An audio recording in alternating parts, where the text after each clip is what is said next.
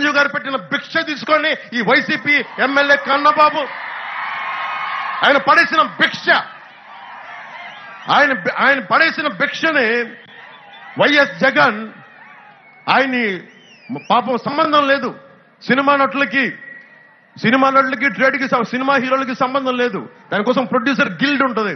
చిరంజీవి గారిని అహంకారంతో జగన్ మహేష్ బాబుని, ప్రభాస్ గారిని, చిరంజీవి గారిని రమ్మని పిలిచి వాళ్ళందరిలో కూర్చోబెట్టి వీడియోలు తీయించాడు. మీరు నన్ను బతిలాడండి, అది వీడియో తీసి బయటికి పంపిస్తా.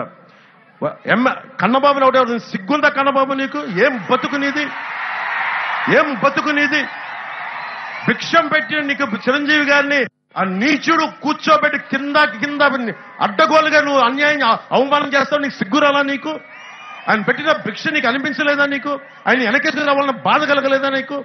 ఇలాంటి వాడిని గెలిపిస్తామా? ఇక్కడికి ఇంతమంది దోపిడీ చేసిన వ్యక్తిని గెలిపిస్తామా? మనం మత్స్యకారులకి ఇంత ద్రోహం చేసిన వాడిని గెలిపిస్తామా?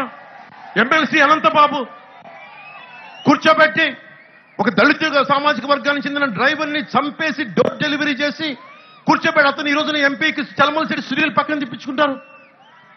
ఏమనుకుంటున్నారు ఒక్కొక్కళ్ళు? మీరు మర్డర్లు చేయండి, దోపిడీలు చేయండి, మేము బయటకు వచ్చేసి ఏదైనా చేసేస్తాం.